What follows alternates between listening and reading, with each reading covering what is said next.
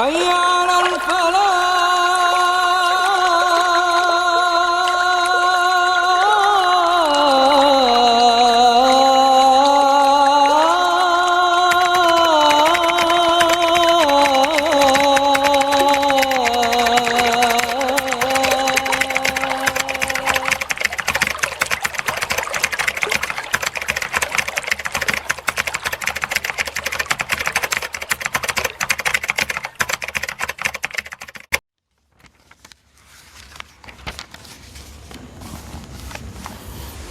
Bismillahirrahmanirrahim.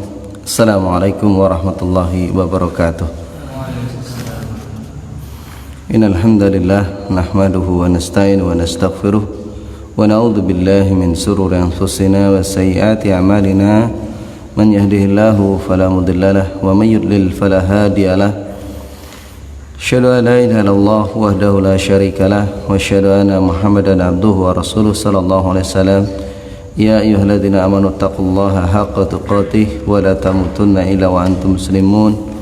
Ya ayyuhan nasu taqu rabbakum alladzi khalaqakum min nafsin wahidah wa khalaqa minha zawjaha wa bassa minhuma rijalan katsiran wa nisaa'a wa taqullaha alladzi tasaaluna bihi wal arham innallaha kana 'alaikum raqiba. Ya ayyuhalladzina amanu taqullaha wa qulu qawlan sadida yuslih lakum a'malakum wa yaghfir lakum dhunubakum wa man yuti'illaha wa rasulahu faqad faza fawzan 'azima. Amma ba'd, fa in ashdaqal hadits kitabullah wa khairal hadi hadi Muhammadin sallallahu alaihi wasallam wa syarrul umuri muhdatsatuha wa kullu muhdatsatin bid'atun wa kullu bid'atin dhalalah wa kullu dhalalatin finnar. Ayyuhal ikhwah rahimakumullah, alhamdulillah, marilah kita bersyukur kepada Allah yang telah mengkaruniakan kepada kita semuanya berbagai macam bentuk kenikmatan, sehingga pada malam ini kita bisa bertatap muka meskipun keadaannya hujan, ya, meskipun keadaannya dingin. Ini sebuah kenikmatan yang perlu kita syukuri, karena tidak semua orang mendapatkan nikmat yang Allah berikan kepada kita ini. Kita masih melanjutkan kitab yang ditulis Syekh Bakar bin Abdullah Abu Zaid, yaitu Khilya Thalabul Ilmi, perhiasan penuntut ilmu, dan masuk pada pasal yang ke-6, halaman 91. Seorang penuntut ilmu hendaknya menghias diri dengan amal, ya. Seorang penuntut ilmu hendaknya menghias diri dengan amal. Oleh karena itu, pada poin yang ke-44, tanda-tanda ilmu yang bermanfaat. Apa hubungannya? Hubungannya, seandainya ilmu seseorang itu tidak memberikan manfaat, maka tidak akan membuahkan, tidak akan menghasilkan, dan juga pelakunya tidak beramal seperti itu. Sehingga perlu kita ketahui bahwa tanda-tanda ilmu yang bermanfaat ini diantaranya disebutkan Syekh di sini supaya kita menanyakan kepada diri sendiri, ya, tanyakan kepada diri sendiri, benarkah apa yang telah dilakukan, kemudian cocokkan dengan ilmu yang telah kita dapatkan, apa sesuai atau tidak. Maka kita perhatikan, kita introspeksi. Di antaranya, sejauh mana engkau telah memiliki tanda-tanda ilmu yang bermanfaat, coba di cross check. Yang pertama, dia mengamalkan ilmu tersebut. Jadi dia mengamalkannya, ilmu tersebut. Kalau kita melihat, ya, penjelasan para ulama, maka akan diurutkan seseorang itu diawali dari menuntut ilmu, ya, menuntut ilmu sebagaimana disebutkan oleh Imam Bukhari, al-ilmu qabla al-qaul wal amal. Ilmu harus didahulukan sebelum berbuat, ya, sebelum berkata dan juga beramal. Ilmu dulu harus didahulukan. Ini dibuat bab demikian. Jadi menuntut ilmu.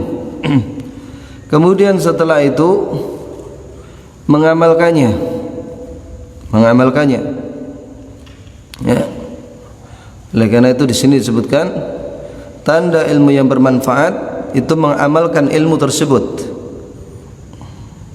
Kalau kita perhatikan, maka surga itu diberikan kepada orang-orang yang beramal, tentunya amal soleh, ya, bukan kepada semata-mata orang yang tahu saja, tetapi orang yang mengetahui kemudian dia beramal.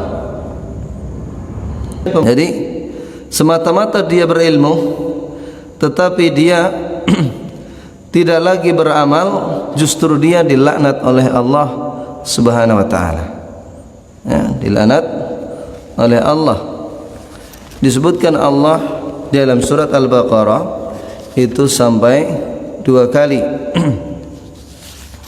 Di antaranya di dalam surat Al-Baqarah ayat 159. Innal ladzina yaktumuna ma anzalna minal bayyinati wal huda min ba'di ma bayyanahu lin-nasi fil kitab ulaika yal'anuhumullahu wa yal'anuhumul la'inun. Sesungguhnya orang-orang yang menyembunyikan apa yang Allah turunkan, ya, berupa penjelasan dan juga petunjuk setelah ma bayyanahu linnas, apa yang telah dijelaskan kepada manusia di dalam kitab, dia justru menyembunyikannya. Ulaika yal'anuhumullah, mereka itu akan dilaknat oleh Allah, ya, wa yal'anuhumul la'inun, dan akan dilaknat siapapun yang bisa melaknat. Ini buruknya orang tidak beramal, menyembunyikan ilmu. Begitu pula Allah sebutkan dalam surat Al-Baqarah surah yang kedua ayat 174. Innal ladzina yaktumuna ma anzalna minal kitabi wa yashtaruna bihi thamanan qalila. Sesungguhnya orang-orang yang menyembunyikan apa yang Allah turunkan dari kitab dan menjual dengan harga yang sedikit, ya, tentunya bisa dengan dunia, mendapatkan dunia, dia relakan apa yang diketahui itu dihilangkan atau dia tutupi, ya, dia sembunyikan hanya semata-mata menginginkan jabatan, menginginkan keberhasilan dari ambisinya, menginginkan pangkat dan lain sebagainya. Orang yang seperti ini, ya, ulaika ma ya'kuluna fi butunihim ilan nar, mereka hakikatnya tidak memakan, tidak memasukkan ke dalam perut-perut mereka kecuali neraka. Ini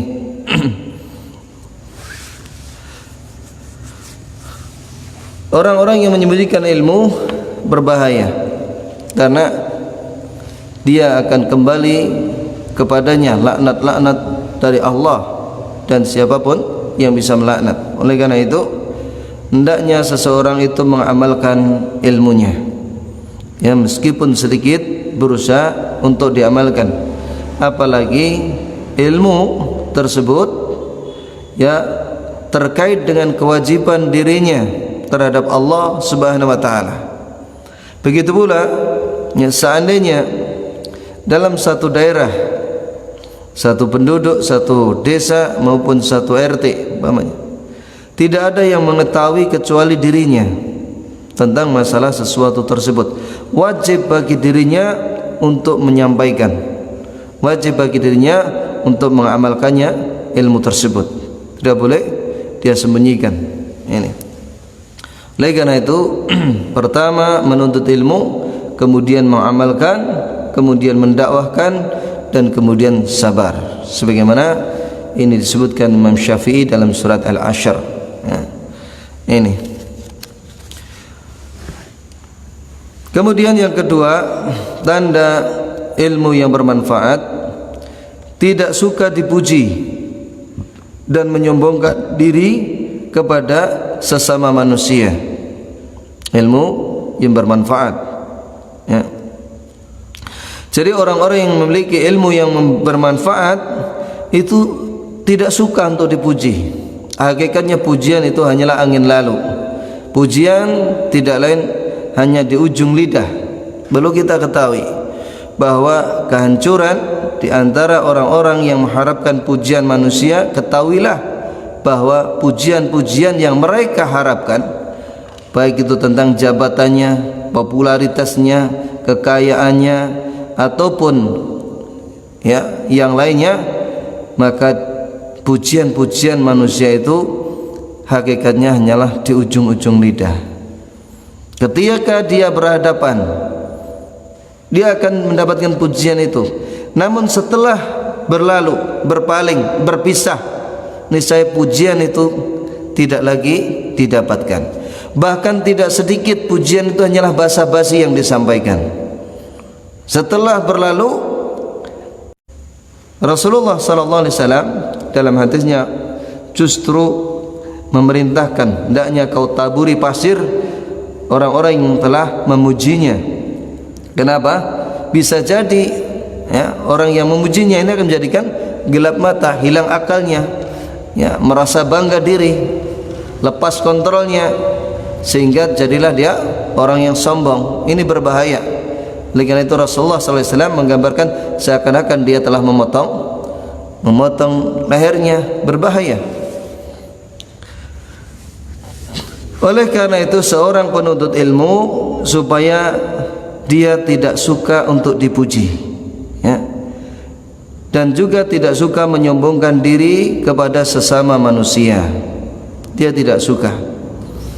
Bagaimana dia akan menyombongkan diri sedangkan dia mengetahui tentang Allah, tentang arsy-Nya yang besar, ya, tentang kursi Allah, kemudian tentang dunia atau bumi ini yang sekian besar, ternyata dibandingkan dengan kursi Allah tidak ubahnya seperti uang receh yang dilemparkan di tanah lapang. Kursi Allah dibandingkan dengan arsy Allah sebagaimana uang logam yang dilemparkan di tanah lapang, ya. Adapun arsy Allah adalah yang besar, sedangkan manusia hanyalah di antara celah-celah dataran-dataran yang merayap kecil manusia. Coba antum bandingkan ketika berjalan di bawah gunung, kelihatan kecil jika dibandingkan dengan gunung-gunung tersebut. Begitu pula kalau kita sadari apa yang akan disombongkan oleh manusia, ya, manusia perutnya penuh dengan kotoran, ya apa tidak?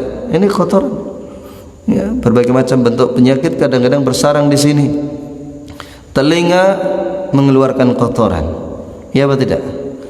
Mata kotoran, hidung demikian pula, mulut pun kadang-kadang keluar kotoran, bahkan bau yang tidak sedap, ya, apalagi dubur, apalagi kemaluan. Yang ada hanyalah kotoran. Apa yang mau dibanggakan tentang manusia?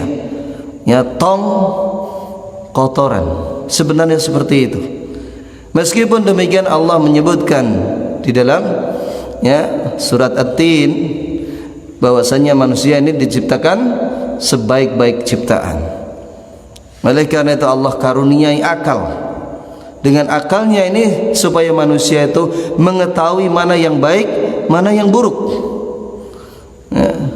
Kalau seandainya dia tidak menggunakan akalnya, dia lebih buruk daripada binatang, ya. Oleh karena itu tidak pantas seseorang itu menyombongkan dirinya kepada sesama manusia. Tentang apa yang akan dia sombongkan? Tentang badannya yang kuat. Kita perhatikan, terkilir sedikit saja uratnya, dia sudah meringis, merintih, sakit, terbaring. Itu manusia, meskipun dia merasa kuat. Apa yang dia sombongkan tentang hartanya? Ketika diterjang tsunami, ya, ribuan mobil itu menjadi rongsokan, tak ada nilainya lagi, Jangankan mobil-mobil, untuk menyelamatkan dirinya saja dia kesulitan, sampai akhirnya dirinya dan hartanya dibenamkan. Apa yang mau dibanggakan? Popularitas yang dia rintis, sekali dia terjatuh menjadikan dia stres. Berapa banyak kita perhatikan orang-orang yang memiliki kenamaan, akhirnya dia terpaksa bunuh diri. Kenapa?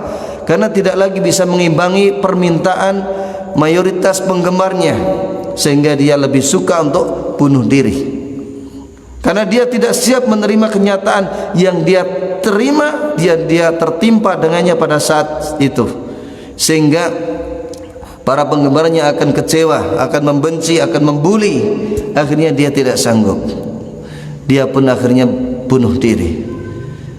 Apa yang mau dibanggakan dengan popularitas? Justru terkadang seseorang akan tersiksa dengan angan-angan yang ada di pikirannya itu, karena popularitas yang dia sandang, ya. Adapun orang-orang yang tidak menghendaki hal semacam itu, tidak ada beban, ringan dalam hidupnya, serasa dia tidak memiliki masalah-masalah yang serius. Demikian, ya. Disebutkan seorang ulama ketika dia melihat naik ke atas Ka'bah, maksudnya ya di tingkat-tingkat bangunan, bukan di Ka'bahnya, manusia bertalbiyah sekian banyak. Dia berkata kepada dirinya sendiri, seandainya aku tidak ada, aku bisa katakan mereka semua ini diampuni. Coba bayangkan, menunjukkan apa? Kerendahan dirinya, menunjukkan ketawaduan dirinya, ya. Begitu pula ketakutan para sahabat, meskipun mereka itu sebagiannya dijamin surga. Abu Bakar fil jannah, Umar fil jannah, Utsman fil jannah, Ali bin Abi Thalib fil jannah. Apakah mereka itu menyombongkan diri? Tidak. Bahkan mereka yang ada adalah takut dan ketakutan. Seandainya manusia masuk ke dalam surga semuanya kecuali satu orang, saya khawatir satu itu adalah saya. Coba bayangkan betapa tawaduknya mereka. Oleh karena itu, ya, hendaknya seorang penuntut ilmu dia tidak menyombongkan diri kepada sesama manusia. Bisa jadi apa yang dia sombongkan itu akan lenyap seketika. Sangat mudah bagi Allah untuk mengambilnya. Demikian itu.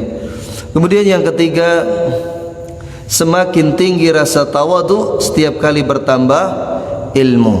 Jadi seorang penuntut ilmu itu tidak merasa bangga dengan ilmunya sehingga dia lupa, jauh dari tawadu dan sombong, ya, suka mendebat, suka berdebat, suka menantang untuk berdebat dan lain sebagainya. Begitulah meremehkan terhadap ustadz-ustadz yang lainnya. Nah, ada satu atsar meskipun belum jelas dari mana sumbernya tentang ilmu ini. Jadi seorang yang belajar ilmu, yang pertama dia sombong. Manusia itu terlihat orang-orang yang tidak paham. Oleh karena itu dia merasa sombong. Tingkatan yang kedua, dia merasa tawadu, baru merasa tawadu. Oh, seperti ini rupanya. Tingkatan ketiga, ketika dia semakin menyelami ilmu, barulah dia menyadari dia tidak mengetahui apa-apa. Artinya apa? Ilmu itu luas, sedangkan yang dia ketahuinya secuil di antara ilmu ini.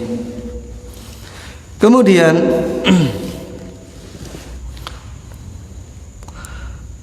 yang keempat, menghindari sifat ambisius terhadap jabatan, kepemimpinan, popularitas dan juga dunia. Seorang penuntut ilmu hendaknya menghindari demikian ini, ya. Oleh karena itu kalau antum ketahui bagaimana dahulu Rasulullah meninggal, kemudian Abu Bakar naik, maka mengangkat Umar bin Khattab sebagai khalifah. Akan tetapi Umar merasa dirinya senantiasa kalah dengan Abu Bakar di dalam setiap amalnya. maka dia pun menyerahkan kekhalifahan itu kepada Abu Bakar.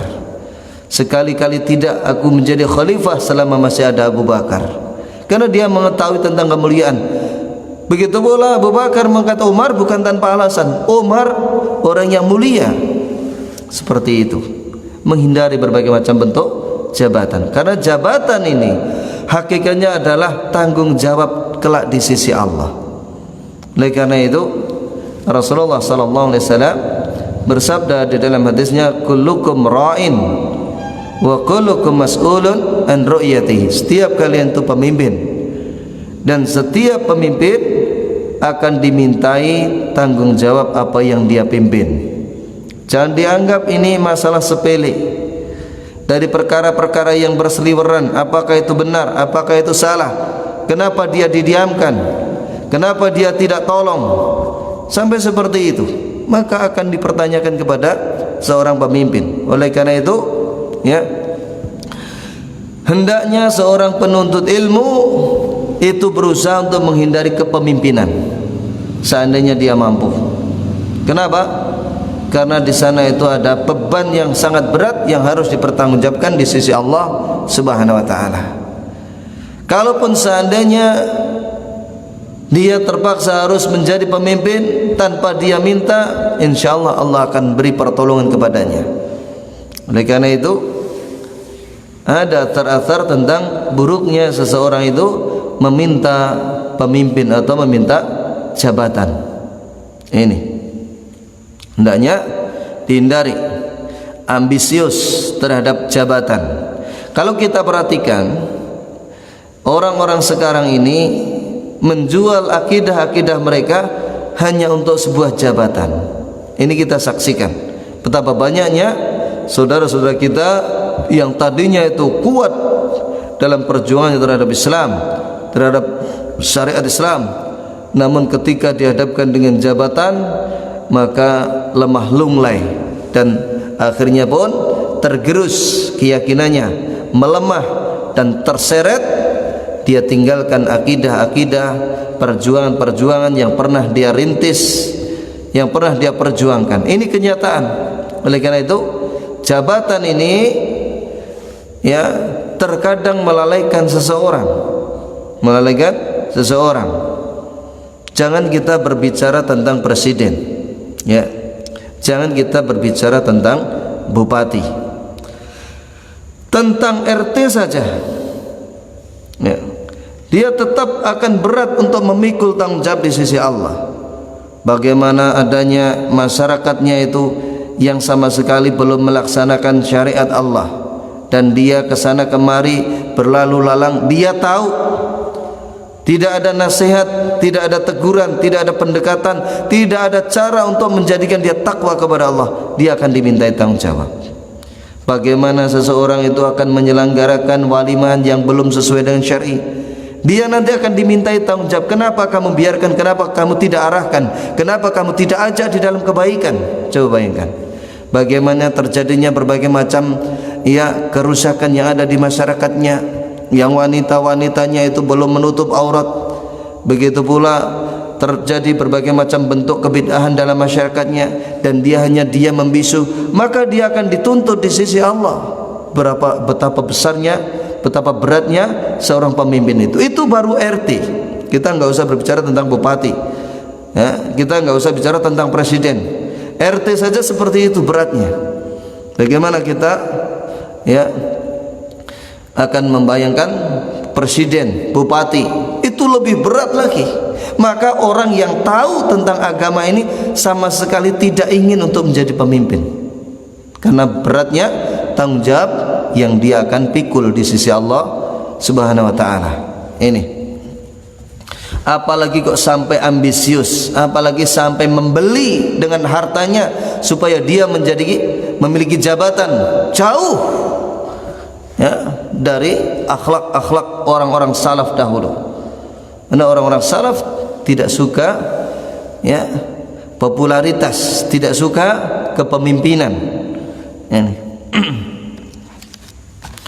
Kemudian begitu pula hendaknya menjauhi popularitas seperti yang kita sampaikan tadi. sangat ditinggalkan oleh orang-orang salaf dahulu. Kita saksikan bagaimana seseorang itu berdoa kemudian Allah kabulkan. Setelah diketahui bahwa fulanlah yang berdoa, justru dia berdoa kepada Allah, ya Allah, seandainya mati itu lebih baik, maka wafatkanlah aku. Coba bayangkan, orang-orang sibuk mencari fulan, ketika dia dapatkan, ternyata dia sudah tidak lagi bernyawa. Dia takut terfitnah oleh dunia ini, dan dia tidak ingin popularitas. Itu orang-orang salaf terdahulu sampai seperti itu, ya. Kemudian juga tidak menghendaki dunia. Maksudnya apa? Maksudnya apa yang dia telah belajar agama ini bukan semata-mata hanya untuk meraih dunia ini, ya, bukan hanya semata-mata untuk meraih apa yang menjadi gemerlapnya di dunia ini. Kenapa? Allah sebutkan tentang masalah dunia ini dalam surat Al-Anfal, ya, surah yang ke-8 ayat 28. Innama amwalakum wa auladakum fitnah. Sesungguhnya, ya, harta-hartamu dan juga anak-anakmu ini fitnah. Dunia fitnah. Dunia ini adalah fitnah. Kemudian yang kelima, menghindari klaim sebagai ulama. Seorang penuntut ilmu haruslah menjauhkan dirinya, itu mengeklaim dirinya orang yang alim. Ini harus dijauhkan. Jangan sampai dirinya merasa lebih baik dari orang lain. Artinya apa? Kalau seseorang itu merasa lebih baik, dia akan meremehkan yang lain. Padahal belum tentu apa yang diketahui orang lain itu dirinya itu tahu. Ini. Kemudian yang ke-6, berprasangka buruk kepada diri sendiri dan berprasangka baik kepada orang lain. Berhati-hati jangan sampai mencela mereka. Jamaah rahimakumullah. Maksudnya di sini hendaknya berprasangka buruk kepada diri sendiri dan berprasangka baik kepada orang lain. Bisa jadi dalam menyaksikan satu permasalahan, dia suudzon terhadap dirinya, kemungkinan saya kurang teliti, kemungkinan saya salah melihat, kemungkinan saya salah paham. Dia berprasangka buruk terhadap dirinya. Dia berprasangka baik terhadap saudaranya atau ustadznya atau yang lain. Ini yang dimaksudkan. Jangan senantiasa merasa benar, jangan senantiasa merasa tinggi, jangan menjadikan dirinya itu sombong. Hendaknya dia berprasangka buruk terhadap dirinya. Berhati-hati jangan sampai mencela mereka, ya. Mereka itu tidak ada ilmunya, dia itu tidak paham sunnah, dia itu, ya, orang yang tidak mengenal tauhid dan lain sebagainya. Maka hal semacam ini hendaknya dijauhkan dari penuntut ilmu. Abdullah bin Mubarak jika disebutkan tentang akhlak para salaf, beliau bersenandung la ta'ridanna bi dzikrina ma dzikrihim, laisa sahihu idza masya kal muqadin. Jangan bandingkan keadaan kita dengan keadaan mereka, yaitu para sahabat, ya. Kalau kita mengetahui, demikianlah kenyataannya. Demikianlah kenyataannya. Siapa di antara kita yang saat ini diperintahkan mengarungi gurun pasir sementara tidak diberi bekal? Mau? Sementara dirinya akan berjalan sekian mil dalam keadaan panas, ya. Tetapi para sahabat itu sabar mereka, sampai akhirnya mereka pun makan rumput itu dimakan, saking taatnya kepada Rasulullah SAW, hingga akhirnya Allah beri rezeki dengan ikan yang, ya, dia terkapar di daratan. Itu dilakukan para sahabat, dan banyak sekali yang Rasulullah tugaskan, sementara dirinya tidak memiliki bekal, tetapi tetap dia sami'na wa ta'ana. Demikian cintanya kepada Rasulullah sallallahu alaihi wasallam. Ya, kalau antum melihat terjadinya perang Khandaq, ya, hampir mayoritas para sahabat itu dalam keadaan lapar mereka. Perut-perut mereka itu diganjal dengan batu saking laparnya itu. Termasuk Rasulullah sallallahu alaihi wasallam. Padahal dia menggali parit itu yang sangat dalam, ya. Sehingga dia menahan dalam keadaan seperti itu. Berat, tetapi tetap dilakukan. Kemudian Ibnu Mubarak melanjutkan, orang sehat ketika berjalan tidaklah seperti orang lumpuh. Maksudnya bagaimana? Para sahabat, para salaf itu, mereka itu bersegera di dalam beramal. Beda dengan orang-orang yang berada pada zaman Ibnu Mubarak. Pada zaman Ibnu Mubarak saja begitu, apalagi zaman kita ini. Coba bayangkan, ya, mendengar dalil, mendengar perintah, diam saja, ya, yo sakuate lah, sakuate, alasnya wattaqullaha mastata'tum. Benar pendadilannya, benar, tapi tidak bergerak juga, tidak berusaha, tidak, ya, mengorbankan apa yang bisa untuk dia gapai. Nah, ini masalahnya, ya. Bahkan sudah sekian ngaji sekian lama ngaji, tidak bisa merubah apa yang ada pada dirinya. Oleh karena itu Ibnu Mubarak menggambarkan bahwa pendahulu-pendahulu mereka dalam beramal berlari ya, berjalan dengan cepat, tidak sebagaimana orang yang lumpuh, diam saja seperti itu. Kemudian poin yang ke-45 tentang zakat ilmu. Perlu diketahui bahwa ilmu itu memiliki hak yang harus ditunaikan, yaitu tentang zakatnya. Tunaikanlah zakat ilmu, caranya dengan menyampaikan kebenaran, ya, sampaikan kebenaran, beramar ma'ruf nahi mungkar. Perlu diketahui bahwa seandainya orang itu beralasan dosaku masih banyak, kalau saya menyampaikan saya malu, maka disebutkan dalam kitab Al-Amru bil Ma'ruf wan Nahyi 'anil Munkar, Syekhul Islam Ibnu Taimiyah menukil dari Hasan Al-Basri bahwasanya kalau seandainya orang itu tidak lagi mau beramal ma'ruf nahi mungkar karena alasan dirinya itu masih dosa, dirinya masih banyak salahnya, setan telah menang. Kenapa? Kalau demikian berarti tidak lagi ada orang yang amal ma'ruf nahi mungkar. Oleh karena itu, meskipun ada, tetap orang itu amal ma'ruf nahi mungkar, sekalipun seorang penjudi dengan penjudi yang lain, ini tetap diharapkan mau beramal ma'ruf nahi mungkar. Seperti itu. Meskipun yang paling baik adalah orang yang mengatakan dan juga orang yang mengamalkan, ya. Kemudian di dalam amal ma'ruf nahi mungkar perlu kita ketahui, sering kita sampaikan, hendaknya mengetahui 3 perkara. Yang pertama, hendaknya dia berilmu tentang apa yang dia perintahkan, apa yang dia cegah.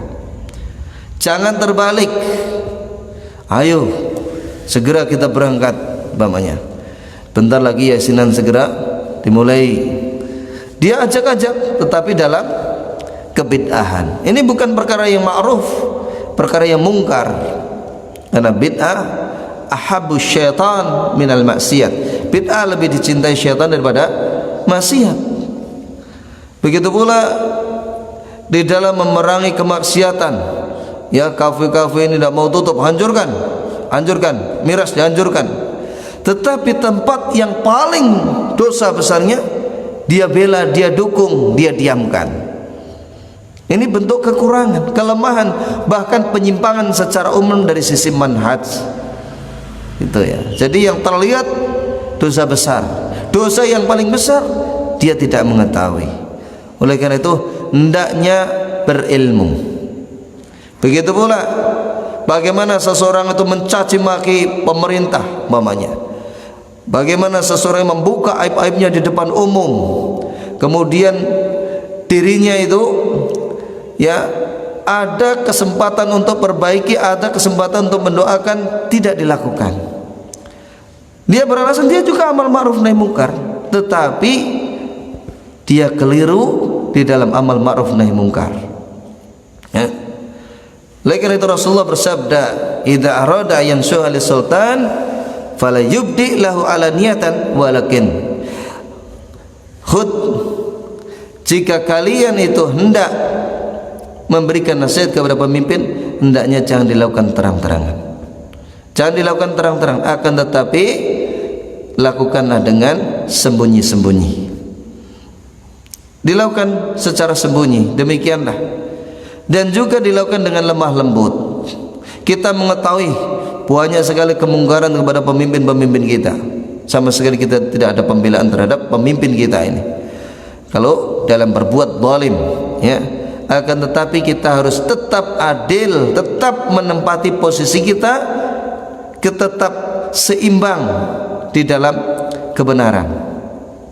Jangan sampai kita keluar dari koridor syariat Islam, termasuk dalam amal ma'ruf nahi mungkar. Amal ma'ruf nahi mungkar yang pertama adalah berilmu.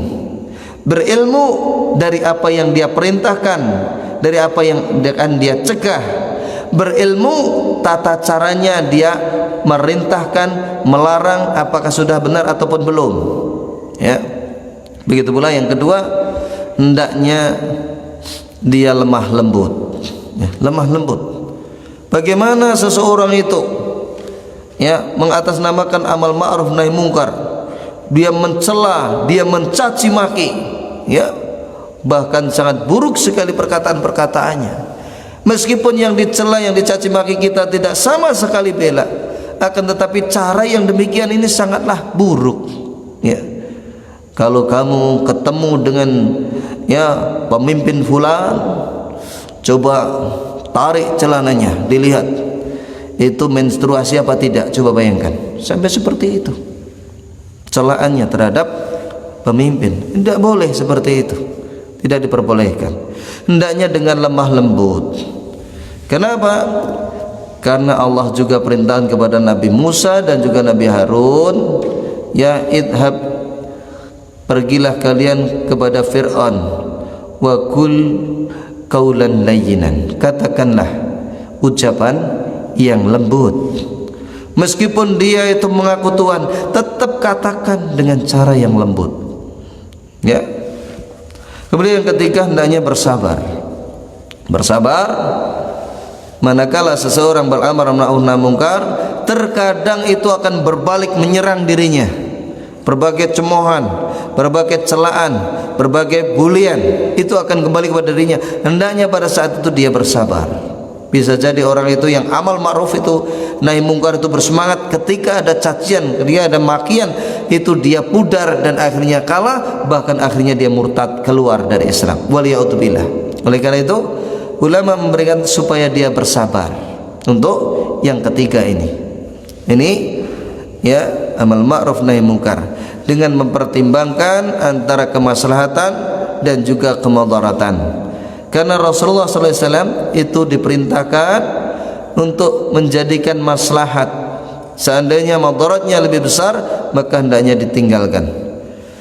Kemudian mengajarkan ilmu atas dasar kecintaan, memberi manfaat. Ini seorang penuntut ilmu, memberikan manfaat, memanfaatkan jabatan untuk kebaikan. Jadi kalau seseorang memiliki kedudukan-kedudukan, maka digunakan untuk kebaikan. Ya, begitu pula hendaknya memberikan pertolongan kepada kaum muslimin dalam menghadapi berbagai macam musibah dalam kebenaran dan juga kebajikan. Jadi kekuasaan yang dia itu berada padanya maka dipakai untuk menolong agama Allah. Jangan sampai ya ketika orang itu memiliki kekuasaan justru dipakai untuk memusuhi agama Allah, sedangkan kekuasaan yang ada padanya itu hanyalah sesuatu yang akan berlalu sebagaimana yang lain. Kalau bagaimana tidak, sebelum ada pada orang tersebut kekuasaan itu di tangan orang lain, ya, kemudian pindah kepada tangannya, suatu saat akan lagi pindah kepada tangan orang lain kekuasaan itu. Sudah itu akan dinilai, dibandingkan apakah kebaikan atau keburukan yang telah dia lakukan. Diriwayatkan dari Abu Hurairah radhiyallahu anhu bahwa Nabi sallallahu alaihi wasallam bersabda, "Idza matal insanu inqata'a amaluhu illa min thalathin." Apabila anak Adam itu mati atau manusia itu mati, maka terputuslah amalnya kecuali 3 perkara. Jadi semua amalnya itu terputus kecuali 3 perkara. Shadaqatin jariyatin, yang pertama adalah sedekah jariyah. Ini harusnya amalan-amalan yang kita buru, ya.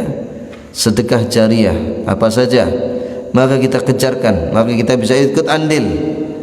Seperti itu akan mengalir meskipun seseorang telah mati. Au ilmin yantafa'u bihi, atau ilmu yang bermanfaat bagi dirinya, ya. Dia tidak sadar mengajak kepada tetangganya, kemudian tetangganya itu ikut. Setelah itu tetangganya ikut beramal, tetangganya ini mengajak lagi adiknya, mengajak kakaknya, mengajak saudara yang lain ikut mengamalkan, saudara, adik dan kakaknya mengajak lagi yang lain. Jadilah bisnis akhirat dia berhasil, beruntung dan keuntungan yang besar. Masalahnya kebanyakan kaum muslimin sekarang ini banyak diamnya. Terserah, kita sendiri-sendiri, kita beda-beda, dia, kita. Jangan seperti itu. Entah itu bisa, entah itu tidak, entah menerima atau entah menolak, kita berusaha untuk mengajak. Apapun kesempatan kita, entah itu kita itu ya bekerja dalam satu pabrik, ya, bekerja dalam satu komplek, bekerja dalam satu organisasi, maka berusaha untuk mengajak ke dalam kebaikan. Jangan sampai kita berdiam diri sehingga kita rugi.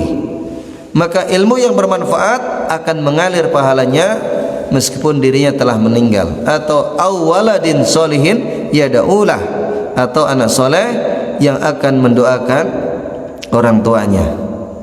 Ini manfaat seorang itu, ya, memiliki anak, ya. Oleh karena itu antum-antum yang belum punya istri, ana anjurkan agar segera saja beristri, ya, agar bisa mewujudkan ini, hadis ini, ya, yang ketiga ini. Ya, jangan tinggi-tinggi, harus begini, ya, seperti artis itu.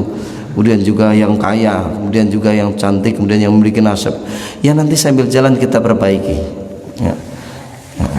Sambil jalan kita memperbaikinya. Mudah-mudahan Allah berikan hidayah, kebaikan kepadanya. Ya, tentunya ya kita tawarkan, kalau nanti jadi istri saya, kita perbaiki dan kita akan mendasari hidup kita dengan agama bagaimana? Oh iya, siap mas, ini yang jadikan patokan, ya. Nanti enak hidup kita. Yang seperti itu tidak boleh loh dek. Oh iya, dia akan menerima. Ini selingan tambahan saja, ya. Sebagian ulama berkata, hadhihi thalathu la tajtami'u illa lil alimil badil lil ilmihi, fabadluhu sadaqatun yantafi'u biha wal mutalaqqi laha ibnu lil alimi fi ta'allumihi alaih. Ketiga hal ini tidak terhimpun kecuali pada diri seorang ulama yang mengajarkan ilmunya, ya. Mengajarkannya merupakan sedekah yang bermanfaat, dan orang yang menerimanya adalah anak bagi ulama tersebut karena belajar kepadanya. Oleh karena itu, perhatikanlah dengan sungguh-sungguh adab ini, karena ia merupakan buah ilmumu yang paling penting. Karena kemuliaannya, ini saya tambahkan sedikit. Maksudnya buah ilmu yang paling penting apa? Yaitu mensedekahkan ilmu tersebut, ya. Sedekahkan ilmu tersebut. Karena kemuliaannya ilmu itu bertambah dengan banyak diberikan dan berkurang bila hanya ditahan. Jadi perlu kita ingat, kalau harta itu diberi akan berkurang, kalau ilmu tidak, berbeda. Semakin dia berikan kepada orang lain, semakin dia hafal, semakin akan menambah referensi yang lain, semakin akan membawa kepada kemuliaan dirinya di sisi Allah Subhanahu wa taala. Tapi kalau harta semakin diberikan semakin berkurang. Ini perbandingan mana yang lebih mulia, apakah harta apakah ilmu?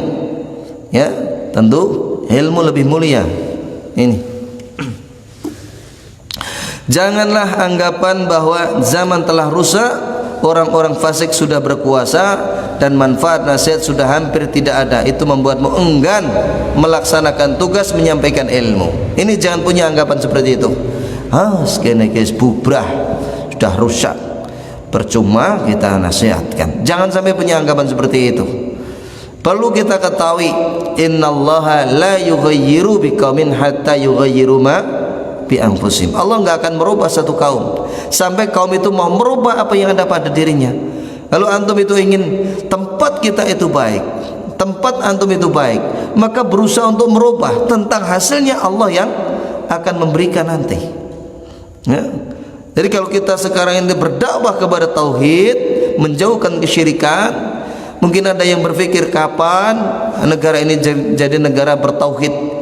Kalaupun tidak kita melaksanakan, setidak-tidaknya kita mati dalam keadaan tauhid. Itu yang pertama. Yang kedua, karena Allah itu mengetahui kezaliman yang sudah berakar itu sudah lama, maka untuk merubahnya pun tidak bisa sekaligus. Ini harus bertahap, sedikit demi sedikit. Tapi yakinlah, kalau seseorang itu berusaha untuk merubah, pasti suatu saat Allah akan merubah. Ini janji Allah. Innallaha la yughayyiru biqaumin hatta yughayyiru ma bi anfusihim. Allah tidak akan merubah satu kaum sampai kaum itu mau merubah apa yang ada pada diri mereka. Ini harus kita yakini. Ya. Ada satu tempat di mana seseorang yang tinggal di situ. Di situ biasa dipakai untuk lalu lalang orang-orang yang menuju ke pasar. Satu kisah nyata. Setelah itu ternyata di tempat itu banyak sekali orang-orang yang biasa menjamret, ya, mencopet, menodong di situ. Kemudian di situ ada satu tempat yang jauh lagi. Ini kita yakin kalau kita berusaha, insya Allah akan Allah beri pertolongan. Jangan sampai kita memiliki anggapan, sudah parah ini, percuma kayaknya ini belum jelas. Allah yang tahu. Jangan bilang kayaknya, jangan. Allah lebih mudah untuk merubah hati hamba-hambanya. Ingat, kaumnya Nabi Yunus itu hanya hitungan hari mereka akhirnya beriman kepada Nabi Yunus alaihissalam. Tadinya mengingkari, semuanya hampir mengingkari, tapi Allah balikkan menjadi orang-orang yang beriman. Kemudian jika demikian, maka tindakanmu itu akan dimanfaatkan oleh orang-orang fasik untuk mengambil kesempatan seluas-luasnya untuk melanggar nilai-nilai akhlak mulia dan mengangkat bendera akhlak tercela. Jadi kalau kita sudah malas untuk amal ma'ruf nahi mungkar, malas memberikan nasihat, malas berdakwah, nanti kemaksiatan itu akan merajalela. Ya, kalau kita itu malas untuk mendakwakan tauhid, kesyirikan ini akan merajalela. Kita malas untuk menebarkan sunnah, bid'ah ini akan merajalela.